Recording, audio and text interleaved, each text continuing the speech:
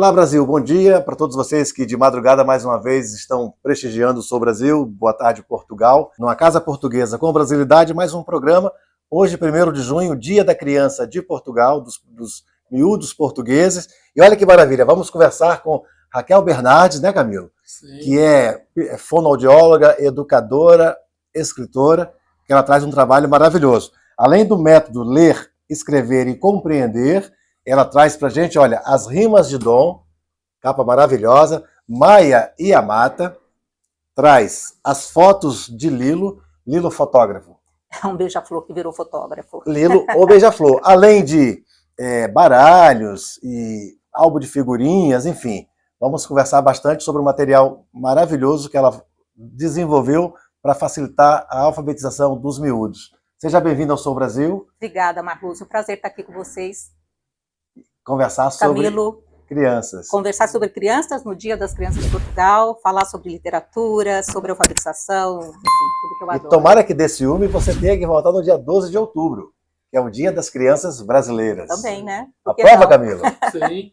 Então, aprovação total. Bom dia, Brasil. Boa tarde, Portugal, né? Seja bem-vinda, Raquel. Espero que você possa contribuir muito com as crianças e com as suas famílias. E desde quando você vem trabalhando nesse desenvolvimento de crianças, tanto no Brasil quanto em Portugal? Ou seja, já é uma experiência bastante acumulada. Bastante. Sem dizer a idade, claro. Claro, não, a idade a gente passa. Eu sou formada há 33 anos. Né? Minha formação inicial é fonoaudiologia, trabalho já, né, durante esse tempo todo como fonoaudiólogo, então há 33 anos eu trabalho com crianças. No Brasil, em São Paulo? No Brasil, em Campinas. Campinas. Embora você seja mineira de prata. Eu sou mineira, sou do mundo, sou Minas Gerais, né? Milton Nascimento. Milton Nascimento. Então, Marlúcio, eu tenho ainda uma clínica em Campinas, e eu me formei, já fui direto para a clínica, e essa clínica, ela trabalha com crianças com transtornos de linguagem oral e escrita. Né? Porque a fonoaudiologia, assim como a medicina, ela foi se dividindo em muitas áreas, então nós não conseguimos atender todo tipo de demanda. E a nossa clínica lá, ela é uma clínica voltada para essas crianças com atraso de fala, de linguagem e, consequentemente, de aprendizagem, porque, obviamente, se você tem um atraso de fala, esse atraso, ele tende a impactar muitíssimo a aprendizagem depois, né? E que faixa de idade dessas crianças? Puxa vida, eu atendia crianças no Brasil, até 2 anos atrás, crianças de 2 anos a 13, 14 anos, era a faixa etária que eu atendia. E bastante, eu trabalhei muitos anos, 12, 13 pacientes por dia, tanto que cheguei no burnout, e por isso vim para Portugal, para poder descansar. E recomeçar. Né? E recomeçar. É de 2 aos 12, ou seja, tem características bem diferentes. Nossa, né? É totalmente, é do bebê ao adolescente. Você pega uma criança ali, no início do desenvolvimento de fala, que são essas crianças de 2 anos que chegam, e quando chegam na clínica, chegam porque não estão falando, né? E até crianças com 12, 13 anos de idade, que estão ali no ensino médio, era o limite que eu atendia, que são crianças, na grande maioria, com dislexia, que aí são os transtornos de aprendizagem, né? E daí vem essa experiência com a leitura e a escrita, porque além do desenvolvimento de fala, a clínica exige, quando a gente trabalha nessa área, que a gente trabalha com a leitura e com a escrita. Então, mesmo sendo fonoaudióloga, eu dei suporte na alfabetização de todas essas crianças com transtorno. Então, há uma aproximação sua com as escolas, com os professores. Com as escolas, total, sim. Perfeito. Porque a gente, quando trabalha na clínica, nós não podemos trabalhar sozinho um tripé, né? Sim. É a fono, a família e a escola. Então, tem que haver uma parceria entre essas 3 partes para que a criança consiga obter um desenvolvimento razoável, bom, né? E tem uma explicação para essas dificuldades da fala em algumas crianças? Ou seja, é a forma como a família se comunica? Ou é uma questão, digamos, física, biológica?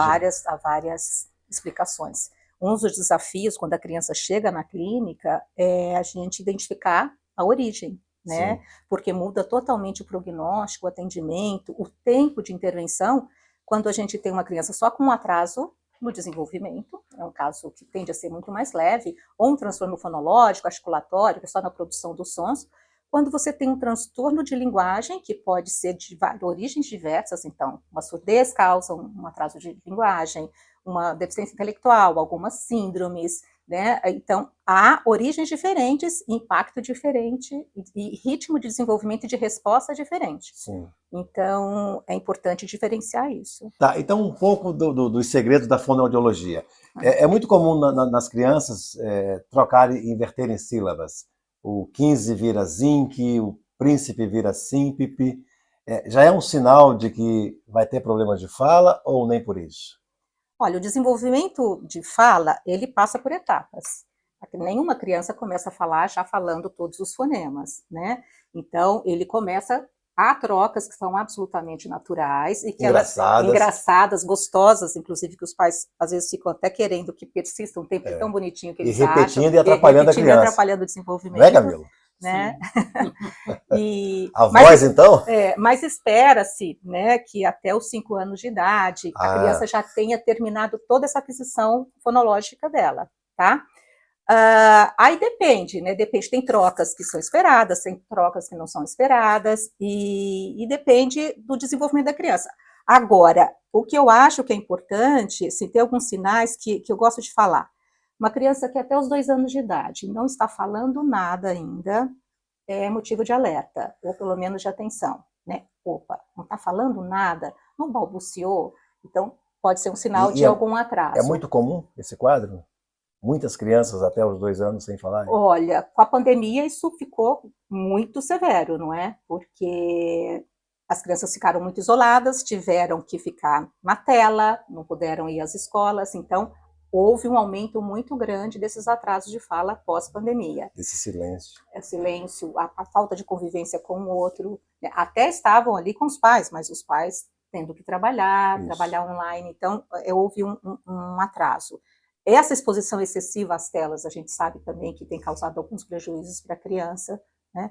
Mas a gente tem marcadores de desenvolvimento de fala e linguagem. O que eu acho importante é assim, os pais estarem atentos a esses marcadores. Hoje há muita informação na internet, ruim, mas também informações que são consistentes. E tem os pediatras que, na minha opinião, eles têm um papel super importante, e as escolas também, para olharem para essas crianças e perceberem se essas trocas estão ali meio dentro do esperado, se esse desenvolvimento de fala e linguagem também está, ou se é importante buscar um profissional para fazer uma avaliação e identificar se isso é um atraso que está dentro do esperado, está dentro do desenvolvimento, ou se precisa de uma intervenção. Agora, nada disso é desesperador, ou seja, há trabalho, tratamento para todos os casos. Eu sou uma otimista, assim, eu gosto de falar que, como terapeuta, eu não posso achar que as coisas não têm saída, né? Senão não poderia ser terapeuta. Então, eu tenho que acreditar no desenvolvimento da criança, do progresso da criança, e que sempre é possível melhorar, tá? Agora, claro que se você faz uma detecção precoce, uma intervenção precoce, você minimiza o impacto disso na vida da criança. Por isso, estar atento, de novo, aos marcos do desenvolvimento e cuidar disso num tempo precoce é muito melhor. Porque a gente tem marcos de desenvolvimento e de neuromaturação. Então, a gente tem janelas de oportunidade. Nós temos sempre uma neuroplasticidade acontecendo, mesmo envelhecendo. Mas a neuromaturação, ela chega uma hora que você para, o cérebro já amadureceu, né? Então, ela precisa ali pegar tem o time para fazer esse time para poder aproveitar. E para quem está nos acompanhando, né, e que talvez não tenha informações tão privilegiadas ou não tenha um conhecimento mais aprofundado, é possível você dizer ou exemplificar que marcos são esses que esses pais têm que dedicar maior atenção? Pode observar. Eu acho que tem, em termos de desenvolvimento de fala e linguagem, tem 3 marcos assim que eu acho que são básicos, que são muito simples.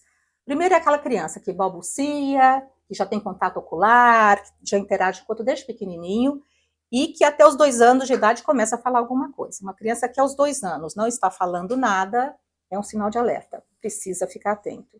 Tá? A criança que aos 3, ela fala, mas ela fala de uma forma ininteligível, também não faz parte do desenvolvimento. Aquilo que, mas eu entendo tudo, mas eu entendo porque eu sou mãe.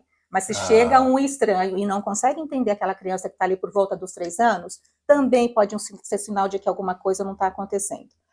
Aos 5 anos, a gente espera que todo esse toda a parte fonêmica ali, da fonologia já esteja adquirida, desenvolvida. Por quê? Porque daqui a pouquinho, por volta dos 6 anos, ela começa no processo de alfabetização.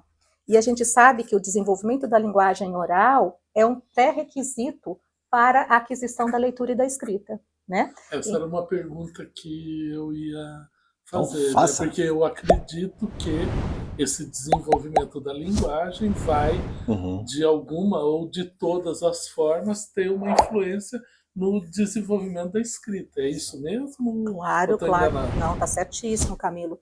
Porque a gente tem competências, né, que a literatura chama de preditores para a alfabetização. Aí agora a gente já passou para a parte da alfabetização, da leitura e da escrita, que é uma linguagem. Sim. Né? Então a gente tem preditores que também, competências, seria a tradução desses preditores, que precisam acontecer também nesse processo de desenvolvimento para preparar a criança de uma forma melhor para receber a alfabetização. Né? Então, o desenvolvimento da linguagem, o vocabulário, a exposição aos livros, à literatura, né? a contação de histórias, músicas, poemas, brincadeiras, toda a parte motora, ela precisa ser estimulada para que a criança chegue preparada com essas competências para, então, aprender a ler e escrever. Porque o desenvolvimento da linguagem oral, ela acontece naturalmente. Sim. Você não para, vou ensinar meu filho a falar. Acontece isso. Na convivência com os pais, com a família, com o outro, ela desenvolve. A linguagem oral. A leitura e a escrita, não. É um processo que precisa ser ensinado. Ah, mas meu filho aprendeu a ler sozinho. Sim, há várias crianças que conseguem aprender a ler sozinho, mas não é de regra. Né? A leitura e a escrita é um processo que necessita de um ensino formal. E aí, quanto mais você tem essas competências já adquiridas, mais fácil fica para essa criança passar por esse processo, que eu acho lindo também, né?